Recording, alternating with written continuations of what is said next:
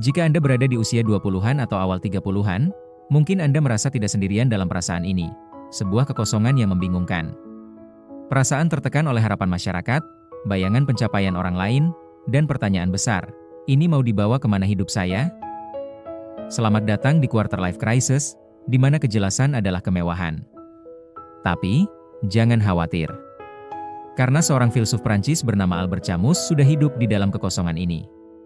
Hari ini, di kanal kami, kita akan belajar darinya cara menemukan kedamaian di tengah ketidakpastian hidup. Selamat datang kembali. Albert Camus, peraih Nobel Sastra, bukanlah seorang filsuf eksistensialis murni, tapi seorang absurdis. Absurdisme adalah kesadaran akan benturan antara dua hal. 1. Keinginan fundamental manusia untuk mencari makna, keteraturan, dan tujuan dalam hidup, dan 2. Keheningan kosmos yang irasional, yang tidak pernah memberikan jawaban yang kita cari. Ini seperti Anda berteriak di lembah yang luas, berharap ada balasan, tapi yang datang hanya gema sunyi. Quarter Life Crisis adalah momen ketika benturan absurd ini paling terasa. Anda sudah melakukan semuanya benar, sekolah, kerja, tapi kenapa masih merasa hampa? Untuk menjelaskan kedalaman absurdisme, Camus membawa kita kembali ke mitos kuno tentang Sisyphus. Sisyphus dihukum para dewa karena menipu kematian. Hukumannya? Mendorong batu besar ke puncak gunung. Setiap kali ia mencapai puncaknya, batu itu akan menggelinding turun lagi, dan Sisyphus harus mengulangi tugasnya untuk selamanya. Hukuman yang sempurna, selalu berjuang, tapi tidak pernah mencapai hasil permanen.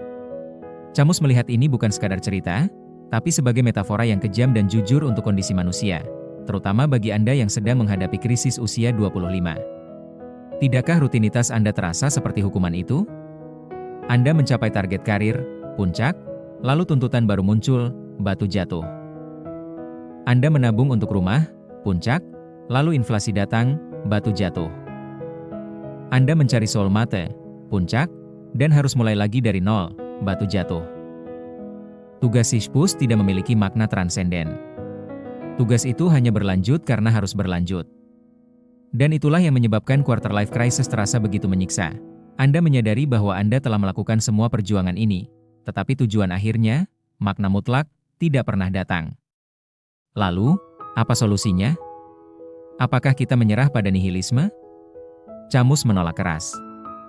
Ia mengusulkan pemberontakan absurd. Pemberontakan ini tidak terletak pada harapan palsu bahwa Anda akan berhasil menahan batu itu di puncak.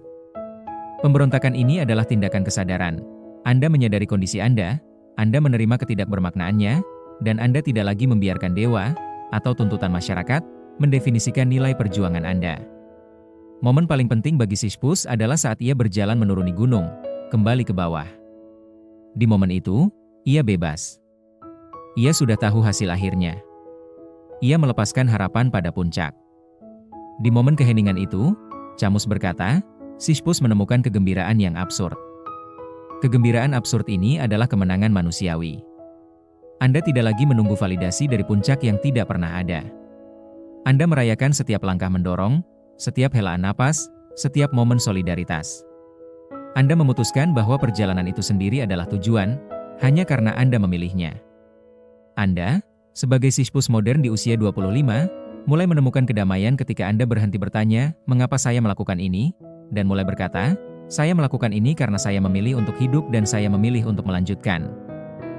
Bagaimana kita menerapkan mitos Sisyphus, metafora tugas yang sia-sia, ini pada kekosongan Quarter Life Crisis kita? Jawabannya ada pada 3 langkah pemberontakan absurd. Pertama, hentikan pencarian dan penciptaan makna eksternal yang palsu. Di era QLC, kita terprogram untuk percaya bahwa makna terletak di luar diri kita. Pekerjaan impian dengan gaji 6 digit, pernikahan ideal, atau traveling ke semua bucket list. Itu semua adalah puncak gunung yang kita dorong dengan harapan palsu. Camus mengajarkan bahwa ketika Anda mencari makna di luar, Anda sebenarnya sedang lari dari realitas absurd. Anda menunggu sesuatu yang besar terjadi untuk memvalidasi hidup Anda. Pemberontakan absurd adalah ketika Anda menerima, makna tidak akan pernah datang dari luar. Makna tidak akan pernah ada. Kedua, rangkul kebebasan dan tanggung jawab absurd Anda. Ketika tidak ada tujuan ilahi atau cetak biru hidup yang diberikan, Anda benar-benar bebas sepenuhnya untuk menciptakan dan menjalankan nilai Anda sendiri. Ini adalah kebebasan yang menakutkan, Karena itu berarti semua kegagalan adalah sepenuhnya tanggung jawab Anda. Absurdisme memberdayakan Anda untuk memilih pekerjaan Anda, hobi Anda, passion Anda, bukan karena itu akan menghasilkan warisan abadi, tapi karena Anda memilih untuk menjalaninya hari ini. Tugas freelancer Anda, proyek sampingan Anda, adalah batu sisyphus Anda. Doronglah dengan cinta, meskipun Anda tahu besok harus mulai dari nol lagi. Ketiga, rayakan momen-momen kecil, intensitas di atas durasi. Camus ingin kita hidup dengan intensitas maksimal. Kebahagiaan tidak berada di puncak gunung, di masa depan. Kebahagiaan ada di setiap langkah Sisyphus berjalan turun gunung, momen di mana ia terlepas dari ilusi puncak dan menghargai perjalanan itu sendiri. Di tengah KLC, Anda harus melatih diri untuk menemukan kegembiraan di dalam hal-hal fana yang terfragmentasi. Kegembiraan dalam tawa singkat yang akan segera berakhir. Kegembiraan dalam proyek yang Anda tahu akan segera digantikan oleh proyek lain. Ketika Anda menyadari bahwa Anda memilih untuk mendorong batu Anda setiap hari, bahkan jika itu tidak berarti apa-apa secara kosmik, maka Anda telah memenangkan permainan. Disitulah Anda menjadi pemberontak absurd yang bahagia. Anda memilih untuk hidup, Anda memilih untuk bahagia, terlepas dari fakta bahwa dunia tidak peduli. Di tengah quarter life crisis, kita sering terjebak dalam perangkap, kita mencari harapan. Harapan bahwa puncak gunung itu ada, harapan bahwa makna akan datang, harapan bahwa ketidakpastian akan hilang. Tapi Camus mengajarkan kita bahwa harapan semacam itu adalah ilusi paling kejam. Harapan hanya menunda kesadaran kita akan kebebasan sejati.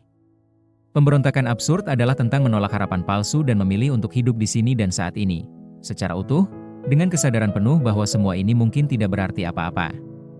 Ketika Anda menolak untuk mencari validasi dari luar dan justru mengatakan ya pada tugas Sisyphus Anda, pada pekerjaan yang mungkin terasa membosankan, pada rutinitas yang berulang, disitulah Anda menjadi tuan atas hidup Anda. Camus menyimpulkan karyanya dengan kalimat ikonik tentang Sisyphus, yang kini telah tercerahkan. Perjuangan itu sendiri menuju puncak sudah cukup untuk mengisi hati manusia. Seseorang harus membayangkan Sisyphus bahagia. Jadi, ketika ketidakpastian hidup mencekik Anda, ingatlah, Anda tidak sendirian dalam absurditas. Dan justru di momen tergelap itulah, Anda memiliki kebebasan paling murni untuk menciptakan cahaya Anda sendiri. Anda memilih untuk hidup, Anda memilih untuk bahagia. Itu adalah pemberontakan kebahagiaan Anda. Apakah Anda sedang menghadapi quarter life crisis? Bagaimana Anda menemukan makna dalam absurditas? Tulis di kolom komentar, dengan pemikiran Anda yang paling jujur, saya adalah Sisyphus yang bahagia. Like video ini jika Anda merasa Camus memberikan pencerahan, dan subscribe kanal kami untuk analisis filsafat mendalam tentang masalah hidup lainnya. Sampai jumpa.